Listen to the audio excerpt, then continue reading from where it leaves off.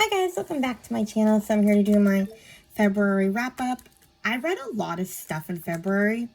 I didn't even try to count because it's a lot, but the reason is that I read a lot of the original fairy tales and I just kind of counted them as one because I'm probably never or not gonna like read the entire collection of Grimm's fairy tales and Hans Christian Andersen in 1 year. So I decided to just rate the different fairy tales on Goodreads. So anyway, let's just get started. This could take a while.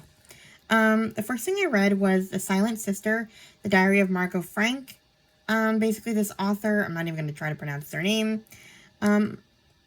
They wrote a reimagining of what they thought Margot Frank's diary would say. I gave it 4 stars. It was pretty good. The only thing that I was kind of like, I don't buy is the entries that were during the concentration camp time. You cannot tell me that Margot, when she was like half starved or all the way starved in Bergen-Belsen, was writing her thoughts in her diary when she, anyway. But it was still good. Then I finally finished Emma by Jane Austen. I gave it 3 stars.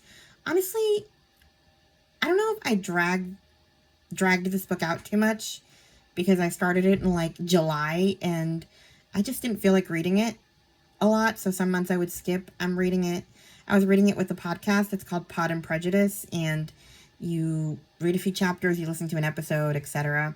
So, anyway, I actually weirdly liked Emma more in the beginning than the end when she supposedly redeemed. I preferred mean Emma because she was at least amusing to like contrite Emma, who was listening to her much older potential fiance. I didn't really like Mr. Knightley too much. He was just old and bossy, and the relationship felt kind of creepy, especially when once they actually got together, he's talking about how he knew her when she was born, and I'm like, okay, can we not do that? Please? Thank you. I didn't like it. So the next book in the podcast is Persuasion. I haven't started it yet. We'll see. It looks shorter, though. Next we have Alma's Journey Through Time Challenge, a historical romance. I read The Secret Twins of Paris. Paris Sisters number 4 by Suzanne Kellman. I gave this one 4 stars. Each book is about a different sister and their resistance work. The first one was like a prequel to all of them. It was called like the Paris Sisters.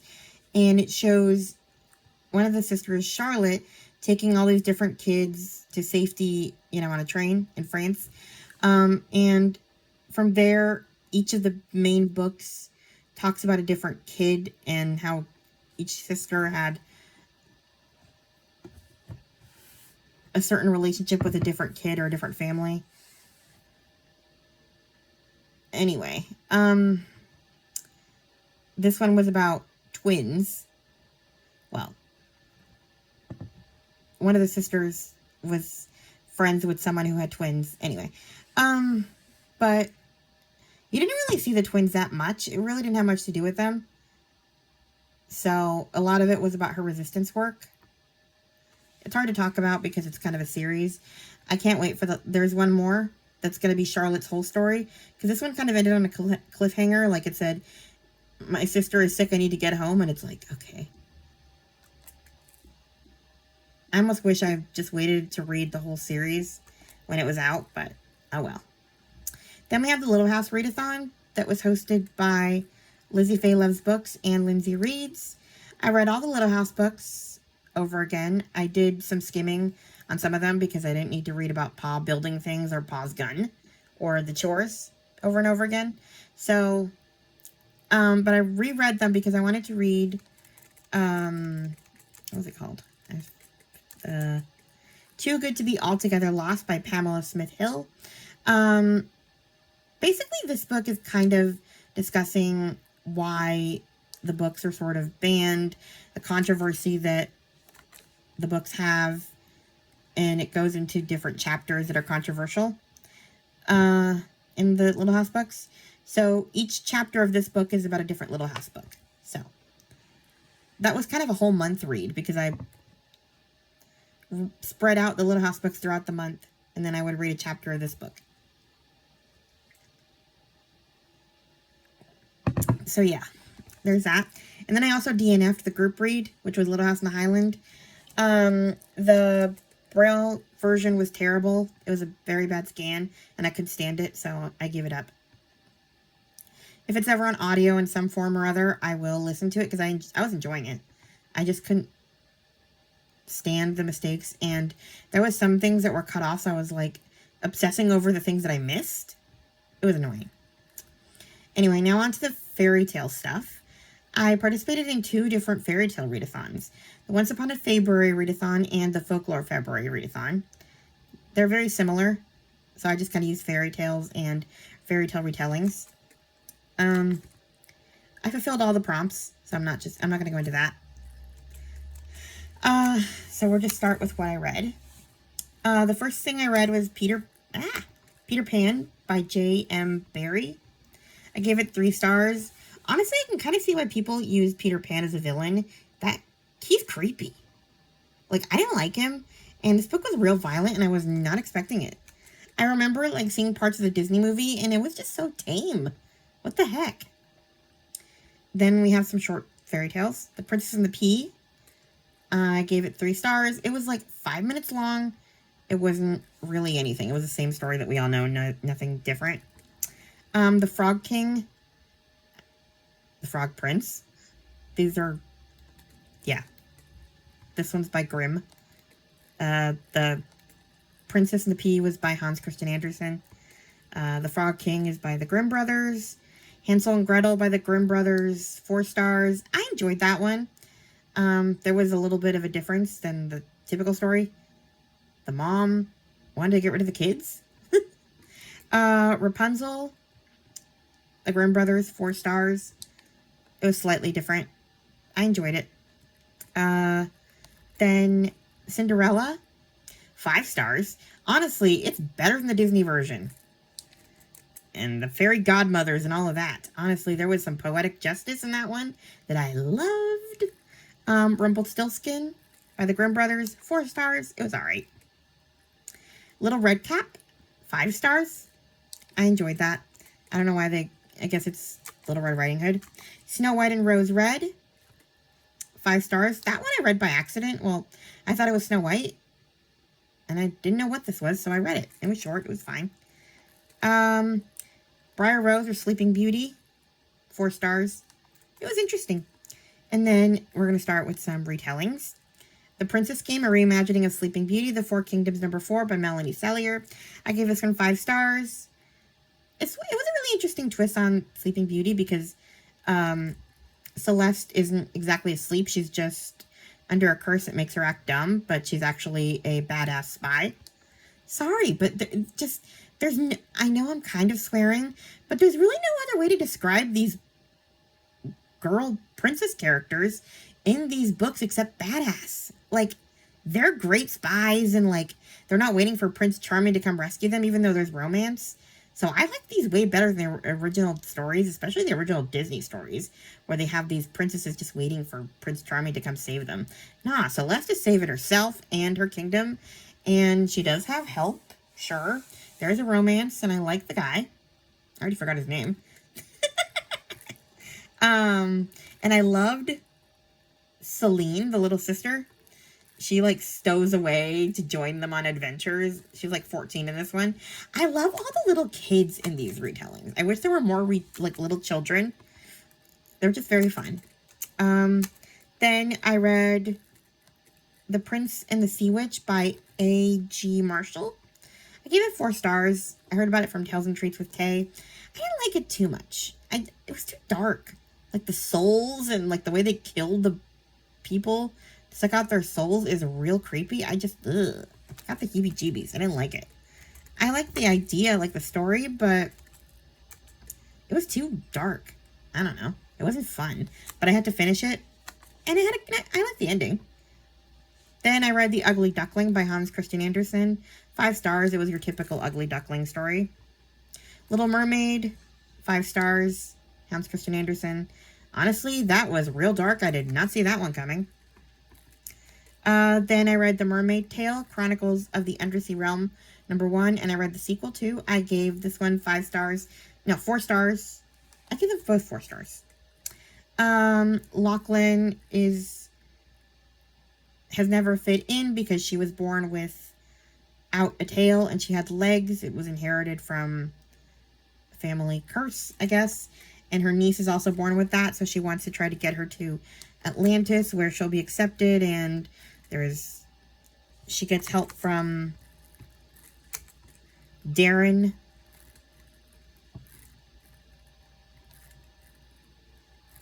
He's like a treasure seeker, and he helps to find this treasure, and I guess some of it would be used to take her to Atlantis. I don't really remember.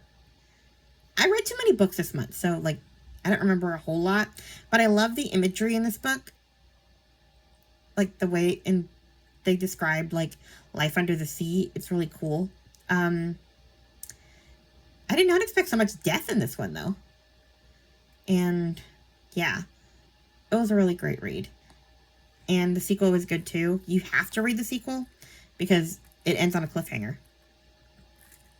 Then I read The Princess Search, a retelling of The Ugly Duckling by Melanie Sellier. I gave this one 4 stars because in this one, Celine was real annoying. She was being all matchmakery and she's like, I have a stomach ache. I can't come with you guys, to try to get, what's her name? Evie and Frederick together, to try to get them alone. She pretended to have a stomach ache. Honestly, I would have called her bluff and said, well, if you have a stomach ache, I'm going to nurse you back to health, kid. Just because giving matchmakers a satisfaction is really annoying. And she's real smug about it, so no points for her. But I did enjoy this one.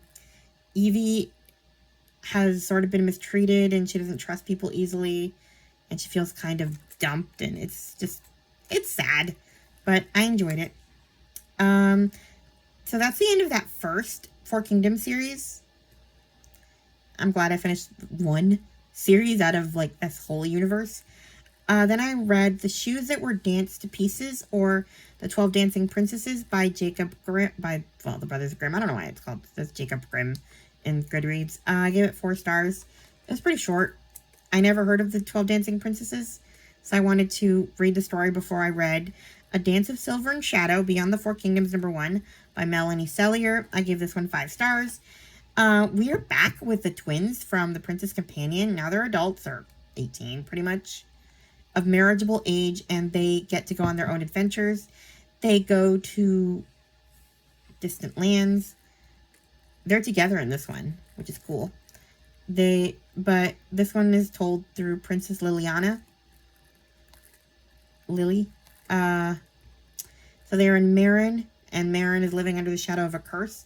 One powerful enough to destroy entire kingdoms. To protect them all, Lily and 11 other princesses are forced to participate in a mysterious and secret tournament. It's pretty cool. Like the games or like the stuff that they have to do are pretty dramatic. So yeah. And nobody wants to win this because if they win, they have to marry the beast. And then we have A Tale of Beauty and Beast, Beyond the Four Kingdoms, #2. 5 stars. This one is about Sophie. Honestly, and her taming the beast, which kind of gives away who wins the tournament. If I tell you anymore, well, I already told you. See why I don't like to talk about series too much? But yeah, anyway, it's still a good read. Who cares if you know? Then I read The Snow Queen by Hans Christian Andersen. 3 stars. I didn't really get this book. I think I nodded off. It was so long and I was just like, okay, what's happening here? Then I DNF'd Fairest of Hearts by Karen Whittemire. I was trying to read like a double book for Jeanette's reading challenge, Jane Reads. Her prompts were a heart in the title or a fairy tale retelling, and this one works for both. Ended up just doing the fairy tale retelling. I tried reading this book. I knew I wouldn't like it, but sometimes I surprise myself when I like things I don't think I will, but I already knew from the description I wouldn't like this, but so I borrowed it from the library. I gave it like 2 hours, and I was just like, I don't really care what happens to her, and these guys are annoying. the old guys who people seem to love, who represent the seven dwarves. They're just annoying. So I DNF'd it. I kind of knew, but I thought I would try. Then I read The Secret Orphanage by Barbara Jocelyn. I gave this one 4 stars. I heard about this one from Always Booked. It came out last August, and I've been waiting for it to come out in audio, and it finally did. And it's kind of one of those things where you're disappointed it's not as good as it sounds. It's okay. Basically, this is about... It takes place in a quiet village in German-occupied France. Schoolteacher Selena, she's a widow. Her husband died. He was in the resistance, and her brother are in this village to put this house that her husband owned on the market. But when she gets there, she finds out that it's an orphanage for Jewish children. She also finds an abandoned baby, so she takes it to this house, and yeah. So she decides to stay and help with the orphanage and teach the kids. But then one day she gets a message about the baby, that the baby could be reunited with her mother. And so what should she do? Should she protect the other kids or try to get the baby to her mother? And yeah, I liked it, but I wanted more from the kids. I like getting attached to the kids, really being immersed in the home. I think it was too short. It needed more. And then there was a present day timeline where this present day woman, she's at a nursing home with her grandfather, and she didn't know that he had all this history with World War II.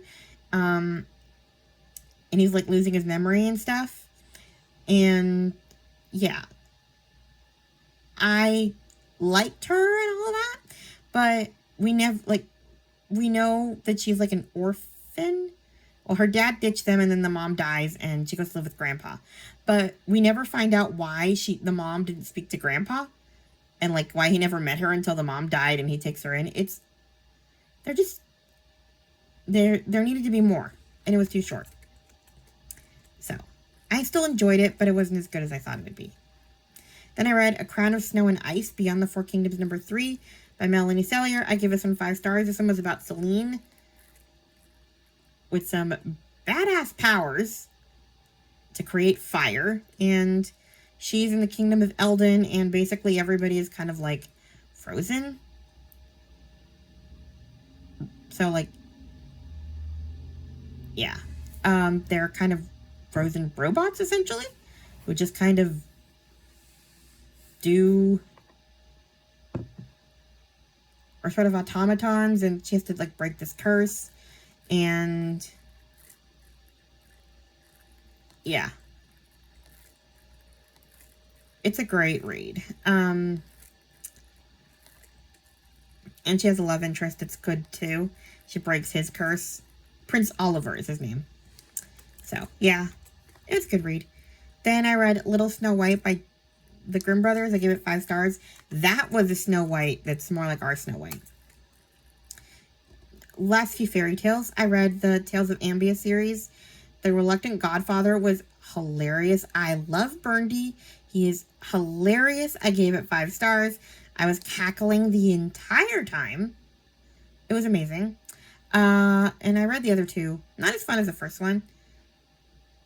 But yeah, Burndy's amazing. And then the last thing I read was... Oh no, I have 2 more fairy tales. I read Cinderella and the Beast by Kim Bussing. I gave this 4 stars. I heard about this one from Chelsea Zhao, I think. I don't know why I didn't enjoy this one. I remember trying it once, and I just thought that I wasn't in the mood for it. But I did it again, and this time I forced myself to finish it, and it should be a good story. I don't know why. I just didn't care. Maybe I have some fairy tale burnout. I don't know. But I just wasn't into it. And I can't really pinpoint why. But I wasn't really that into it. So I'm not saying don't read it. It just wasn't for me. And then I ended it with The Fairy's Mistake, The Princess Tales number 1 by Gail Carson Levine. I gave it 5 stars. I wanted to go down memory lane and read this entire little series of short stories. For some reason, Audible has them individually, so that's how I put them on Goodreads. I used to own the cassettes, and it was like a whole set, so it just called The Princess Tales. But if Audible wants to do them individually, I'll rate them individually. Fine. But in this one, we have the fairy Ethelinda. She gives 2 different sisters 2 different gifts. So she gives Rosella is kind and helpful to her, so she gives her the gift of jewels and gems coming out of her mouth every time she speaks. And then Myrtle is awful to her, so her punishment is worms and bugs and stuff coming out of her mouth. Only it backfires because Myrtle is so bad that she enjoys freaking people out with her worms and stuff like that, and ordering people around. And then Rosella, gets taken advantage of by the prince who wants to marry her because he gets jewels every time she speaks. So that's her mistake. She doesn't realize that she's getting that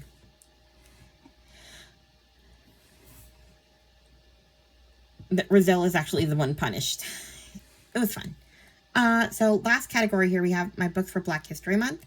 I actually read a good amount. First thing I read was Time's Undoing by Cheryl A. Head. I gave this 5 stars. I heard about this one from Sarah's Bookshelves Live a couple of years ago. And I meant to read it. So we have 2 timelines. We have Birmingham, 1929. Robert Lee Harrington, a carpenter, has just moved to Alabama to pursue a job opportunity, bringing along his pregnant wife and young daughter. But he has some things against him because he has a really nice car, and his wife also has light skin, so she looks kind of white. And people didn't like that, especially in segregated Alabama. And then we have 2019, we have Megan McKenzie, the youngest reporter at the Detroit Free Press, has grown up hearing family lore about her great-grandfather's murder. But no one knows the full story, so she tries to investigate it. And yeah, I like to see the investigation part of it, even though we also so it's kind of fun to see her investigate, but then we also know a lot more of what's happening because we get Robert's perspective too in other chapters, so it's kind of fun to know something she doesn't. But it's still a sad story, so yeah. Then we Rip the World Apart by Charlene Carr. I gave it some 5 stars. Heard about this one from Book Talk, Etc. podcast. I loved Hold My Girl by the same author, but I like this one more. It's about Karila. She is of mixed race, black, her mom's white, her dad's black. And kind of the effect of that, she finds out she's pregnant with her white boyfriend's child, and she doesn't sure what she wants to do with that knowledge. And it's all about her decision and kind of her deciding and kind of going back on her life and the impact that her brother's death, he was shot, had on the family, and her mother kind of neglected her, and how she was sort of raised by her grandmother who came from Jamaica to help out. Yeah. I wish we'd gotten more of the grandma. I thought we were going to get way more. We also got Karila's mother's perspective a lot, which was interesting. So, yeah, I gave it 5 stars. It was a good read. Then I read throughout the month, 400 Souls, A Community History of African America, 1969 to 2009, by Ibram X. Kendi and Keisha N. Blaine. It's not really by them. They basically put this together. A bunch of different Black writers wrote different parts of the history, and some personal touches on their part of the history, and others just told it like it was. It was really interesting to see all these different writings. And every 10, 15 years or so of history, there's like a poem. So that was cool. And it's narrated by like a bunch of different narrators. It's a full cast recording. It's a really great audiobook experience. So 5 stars. Then I read Keeper of Lost Children by Sadiqa Johnson. 5 stars. I heard about this one from Gloria, and then Tina from Book Talk, Etc. said that this is her favorite book of the month. I love this book. I don't know if it's my favorite of the month, but it's definitely up there. It's going to be a favorite of the year. 3 different timelines. We have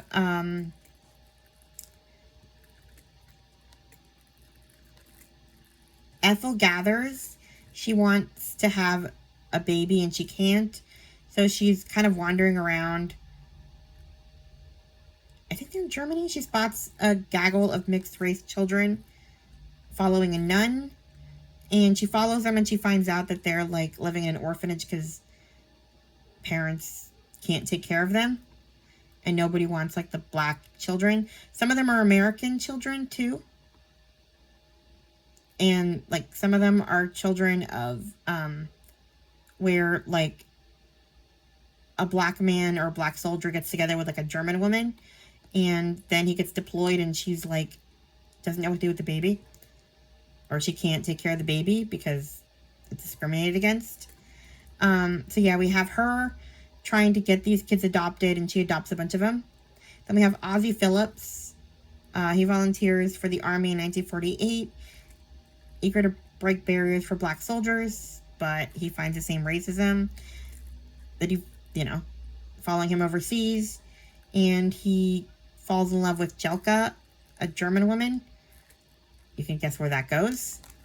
And then we have 1965, Sophia Clark discovers she's been given an opportunity to integrate a prestigious boarding school in Maryland and leaves behind her very awful mother and parents, I guess. So we kind of see how these three people's lives fit together. I won't tell you. You got to read it. But it's a really good read. I love Ethel's chapters in particular. Then we have Good Dirt by Charmaine Wilkerson. 5 stars. I heard about this one from Tina from Book Talk, etc. The daughter, we have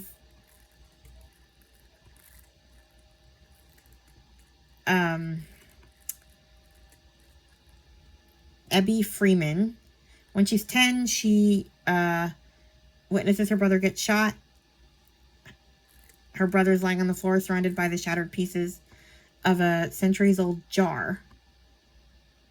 And we get the history of the jar, we get the history of her family, and it all kind of comes to a head when she gets dumped at the altar and she escapes to France, but the history kind of follows her there.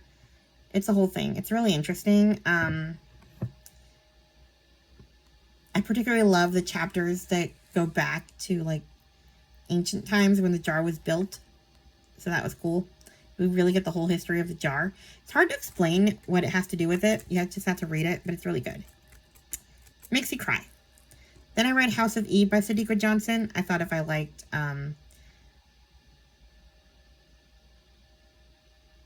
the other one, the House of Lost Children, I would like this one, but I didn't like this one as much. It's about two women. One of them is a 15, 16-year-old girl who is like trying to get to college, and then she has a thing with a Jewish white boy, which is very forbidden in the 50s Philadelphia. Jewish mommy gets enraged, doesn't want her boy having a black baby.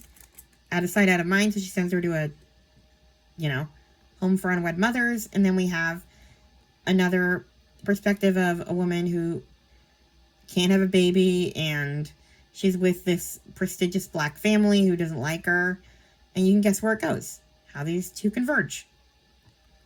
Then I reread The Kitchen House by Kathleen Grissom, gave it 5 stars.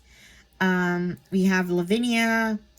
She's a white Irish child, and her family, like her parents die, and she's an indentured servant, so the person who, I guess,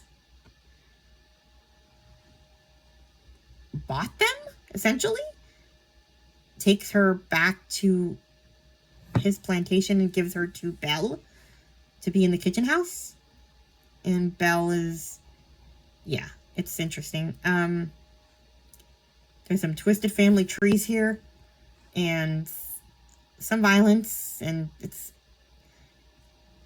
there's a lot of that, but there's also a lot of found family.